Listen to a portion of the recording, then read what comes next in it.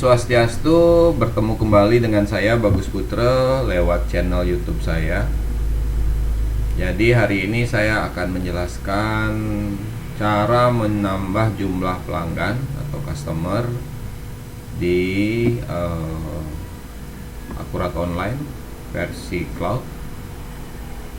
Jadi kita bisa menambahkan customer baru atau pelanggan baru apabila emang dibutuhkan. Jadi saya akan jelaskan detailnya lewat presentasi berikut. Jadi jangan lupa untuk selalu like dan subscribe channel YouTube saya, dan aktifkan juga lonceng notification untuk selalu mendapatkan update terbaru video saya tentang Akurat Online. Selamat menikmati. Baik, kita akan hari ini belajar bagaimana cara menambahkan customer baru lewat aplikasi Akurat Online. Jadi kita tinggal ambil di icon penjualan atau ini bicara sales. Kemudian kita memerlukan customer baru, kita tinggal input di customer.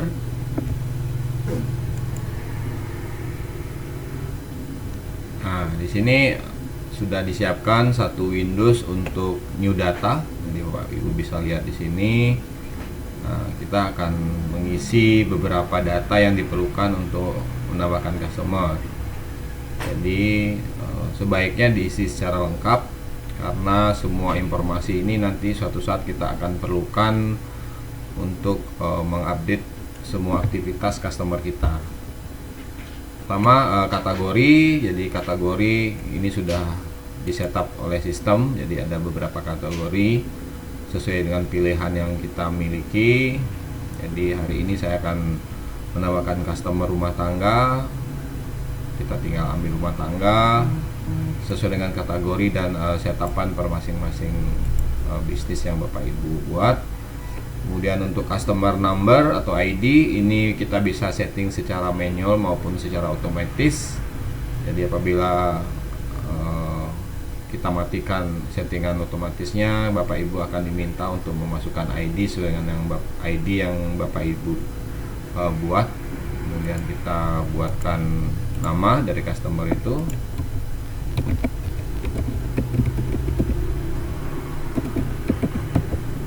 Kemudian email, karena ini akan diperlukan pada saat kita mau mengirim invoice by system lewat email, itu bisa.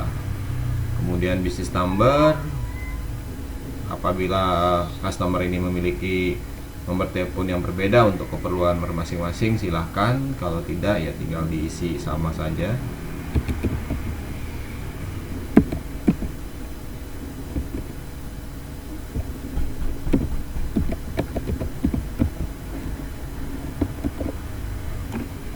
Apabila sama, kita tinggal mengkopinya saja.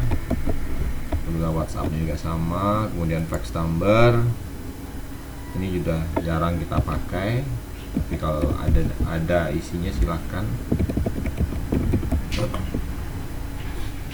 Apabila customer memiliki website ya bisa juga diisi.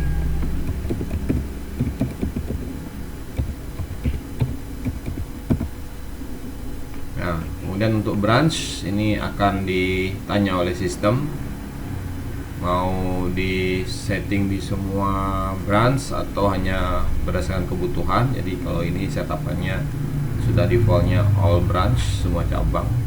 Ini juga kita bisa setting apabila cabang kita lebih dari satu dia akan muncul.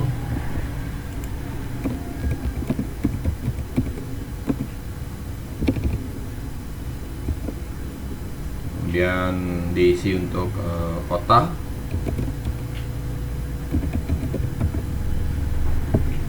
kode pos yang sesuai dengan kota yang Bapak Ibu masukkan.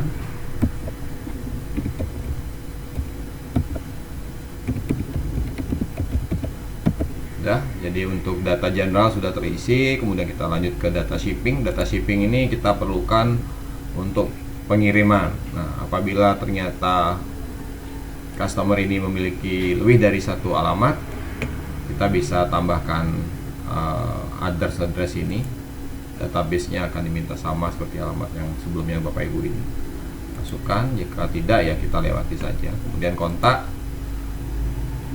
Jadi kontak ini kita sangat perlukan apabila kita menginput database untuk perusahaan ya, karena otomatis perusahaan A akan memiliki kontak yang mesti kita isi supaya gampang untuk kita bertanya. Kemudian position ini akan ditanya karena penting bagi kita untuk mengetahui jabatan dari orang tersebut.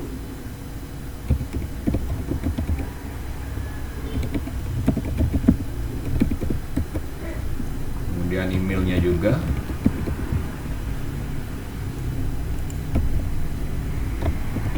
Oke, mobile phone semua sama. Ini tinggal diisi aja.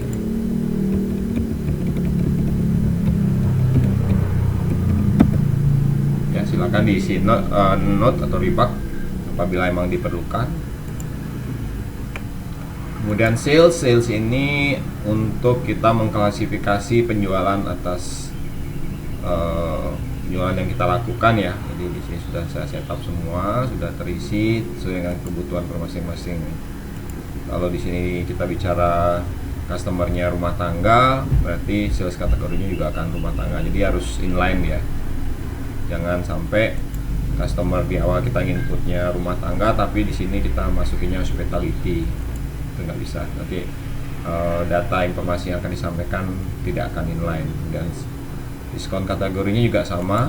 Jadi kita sudah mengklasifikasikan diskonnya. Kemudian term ini adalah credit facility yang kita berikan. Jadi apabila Bapak Ibu setapannya adalah kita setup secara manual, bisa kita lakukan secara 15 hari kredit yang kita berikan, secara 30 hari, 45, 60 atau 7 hari. Ini sudah sesuai dengan setapan standar. Kemudian default salesman ini maksudnya kita masukkan apabila customer ini memiliki salesman yang memang kita sudah setup. Jadi jadi kita nanti akan tahu berapa production per masing-masing salesman Bapak dimiliki. Kemudian diskonnya pun juga kita sudah bisa setup standar. Kemudian apabila kita penjualnya secara consignment pun kita bisa lakukan. Baik, apabila tidak diperlukan data tersebut kita bisa lewatkan. Kemudian receivable account adalah account yang nanti akan bertambah apabila kita melakukan penjualan dan dilakukan secara credit facility. Ini juga sama. Kemudian down payment account ini kita perlukan apabila customer itu melakukan pembayaran di muka.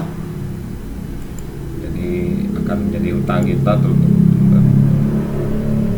Kita lanjut ke sheet pajak. Ini sudah setapannya sudah ada semua. Jadi apabila customer Bapak Ibu itu adalah sebuah badan hukum, mau itu PT, CP yang akan kita laporkan pajaknya, ini bisa di setup secara otomatis dan kita akan bisa mengeluarkan faktur pajak sederhana dari sistem akurat. Karena ini rumah tangga kita tidak perlu isikan. Kemudian opening balance ini kita isi apabila kita setapan awal saja. Jadi apabila customer itu sudah memiliki outstanding tagihan sebelumnya, ini kita bisa isi standar. Jadi kita bisa isi, tapi kalau hanya customer baru ini kita bisa lewati. Kemudian others ini bicara credit facility limit ya. Jadi ada dua pilihan yang kita bisa tentukan. Kita bisa tentukan berdasarkan hari atau kita tentukan berdasarkan jumlah plafon yang kita berikan. Ini saya akan mencoba dengan memberikan plafon ya. Jadi kita berikan customer kita ini dengan credit facility 30 hari dengan plafon 1 juta. Jadi pada saat dia belanja lebih dari 1 juta, jadi otomatis sistem akan memblok dan tidak bisa merilis invoice ini karena kita hanya setting maksimal di angka 1 juta. Jadi customer tersebut seharusnya membayar tagihan tersebut terlebih dahulu. Kemudian ini untuk data supporting. Jadi Bapak Ibu, seperti yang saya sampaikan sebelumnya, apabila kita ingin apabila kita memiliki form dan kita ingin mengupload form tersebut di customer kita bisa lakukan. Kan mungkin kadang-kadang kita buat dulu secara form manualnya, kemudian kita bisa scan, kemudian kita bisa upload di sistem e-Koran online. Jadi suatu saat apabila kita memerlukan data form tersebut, ya kita bisa mengambilnya di cloud saja. Jadi tidak perlu kita bongkar-bongkar file yang mungkin sudah tidak tahu ya kita berada di mana. Jadi itu Bapak Ibu yang bisa saya jelaskan. Kemudian kita tinggal simpan saja. Nanti customer ini akan disimpan secara otomatis. Jadi itu yang bisa saya sampaikan, cara menambahkan jumlah customer baru, pelanggan baru.